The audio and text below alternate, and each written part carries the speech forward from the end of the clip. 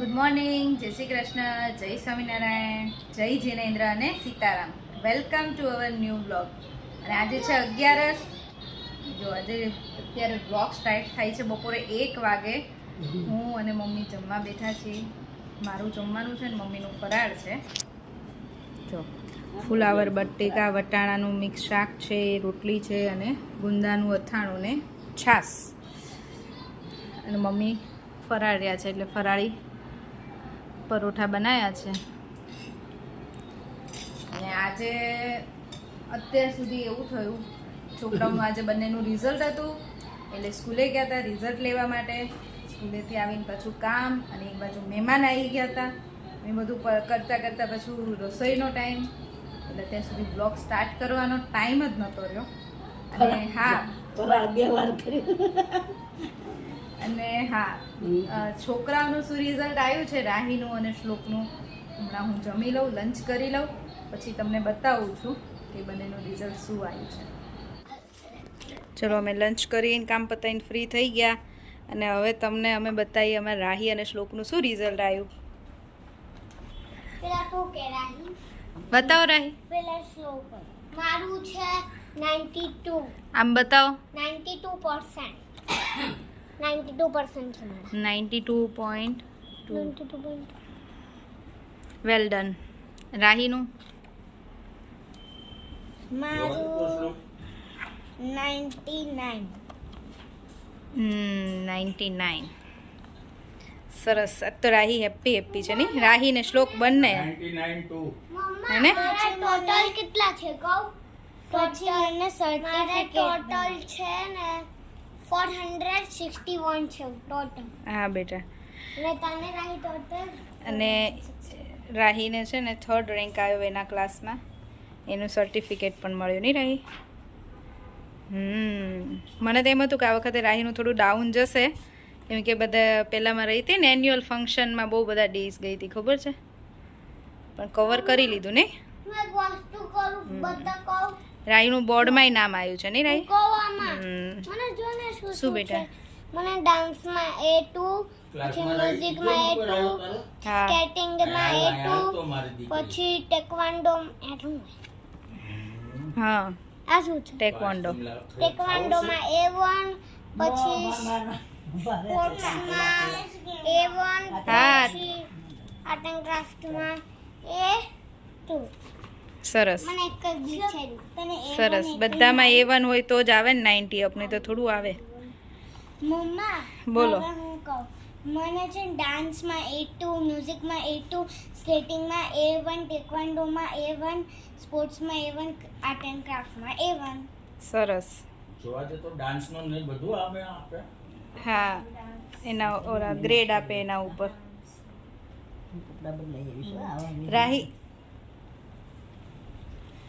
રાહી result લઈને આવ્યા એટલે દાદાએ તો જોયા વગર કહી દીધું હતું. કેમ? શું કીધું હતું? શ્લોકને એવું કહી દીધું હતું કે શ્લોકને 92 અને રાહીને 98 કે 99. હા, તો સાચું પડ્યું. કેમ? ભણાવું છું હું તોય દાદાને ખબર નહીં કેમ ખબર પડી ગઈ કે આટલા જ આવશે બંનેને પર્સન્ટેજ. સારું કહેવાય ને? શ્લોકને અગર આની પહેલા 87 ના આયા હોત ને હા તો આ વખતે એને માર્ક જેટલા આવી છે. હા. પછી તે શું ગિફ્ટ માંગી તો કે રિઝલ્ટ સરસ આવ્યું તો ડેડીને તો પાછળ પડી હતી નહીં? બેડમિન્ટન.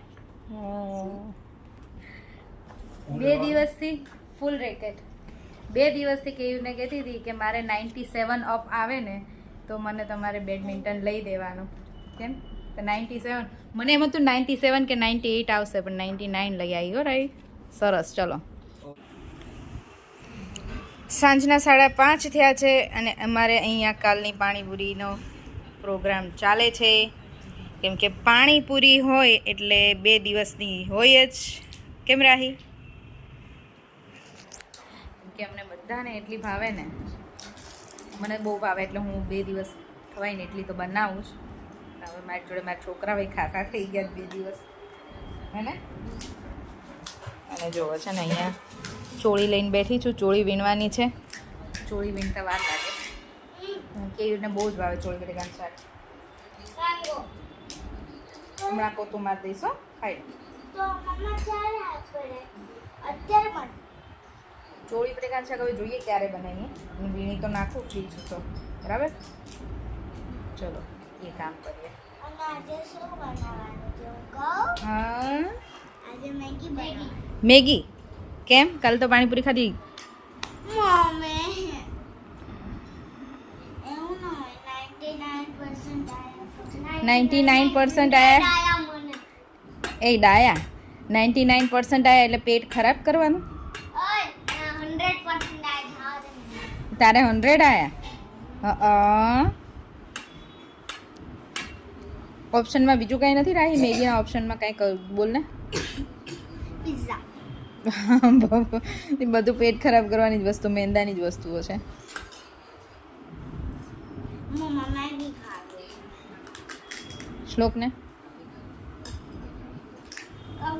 ભાઈ વાવ ઢોસા મંચુરિયન પછી પાસ્તા મેગી પછી પકોડી પછી ઢોસા બસ બસ બસ ખાઈને ઊંધો વળી ગયો પછી ચકલીને જેમ ચણવું હોય ને પાછું આ ખાવું ઓલું ખાવું ચલો જોઈએ કંઈક કરીએ ઓકે સેન્ડવિચ હા ડિનર બનાવવા માટે કિચનમાં આવી ગઈ છું અને ડિનરમાં આજે છે ને જો અમારે બન્યું છે ચોળી બટેકાનું શાક કેયુર માટે અને પપ્પા માટે રાહી અને શ્લોક માટે આજે સ્પેશિયલ ડિમાન્ડ ઉપર મેગી બને છે કેમ કે રાહી એવું કહે છે કે આટલું સારું રિઝલ્ટ લાવું તું મને મેગી ન ખવડાય પછી અને મારું મને એવું છે ને મેં 2-3 વખત એને કીધું કે મેગી આજે રહેવા દે શાક રોટલી ખાઈ લે તને કાલ પાક્કું બનાવી દઈશ રાત્રે આઈસ્ક્રીમ ખાવા લઈ જઈશ પણ કોઈ ઓપ્શન ના ચાલે અને મેગી જ ખાવી હતી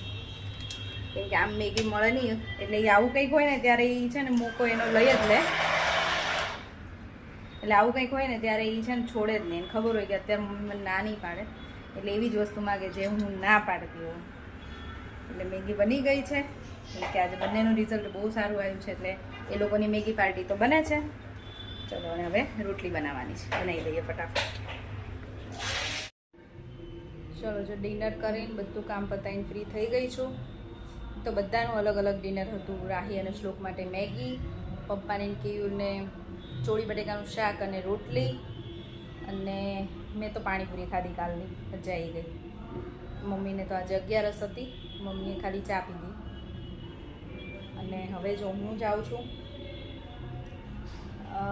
ગરમી બહુ જ છે એટલે અત્યારે થોડી વાર તો બહાર નીકળવું જ પડે એટલે જઈશું થોડી વાર હું ને કે વોક કરી આવશું પછી થોડી વાર નીચે બેસીશું રાહીને શ્લોક તો રમવા જતાય રહ્યા છે મમ્મી અને પપ્પાએ નીચે જતા રહ્યા છે એટલે હવે ગરમીના થોડી વાર આટો મારી આવીએ ચલો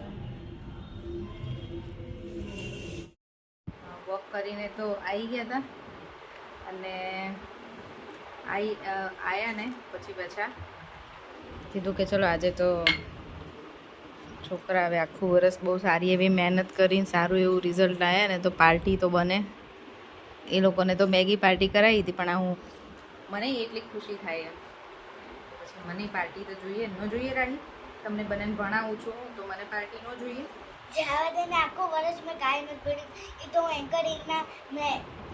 એન્કરિંગની મહેનત કરતી હતી જાતે ભણી જાતે જ ભણી છો ખાલી પેપર બનાવી હા હવે નેક્સ્ટ યર હું નહીં ભણાવું ન ભણાવું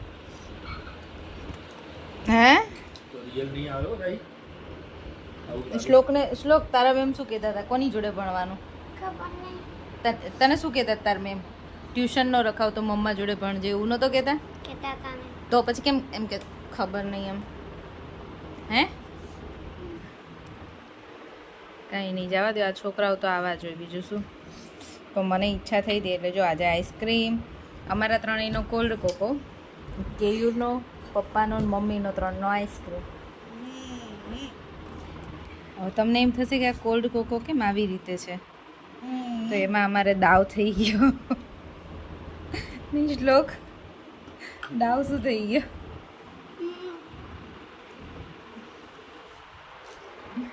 કોલ્ડ કોકો લાવતા લાવતા શ્લોકભાઈ ગ્લાસ ઊંધો કર્યો એના હાથમાંથી બેગ પડી ગઈ એટલે ગ્લાસ તૂટી ગયા, બક એટલે અમારે ઘરના ગ્લાસમાં ટ્રાન્સફર કરવો પડે.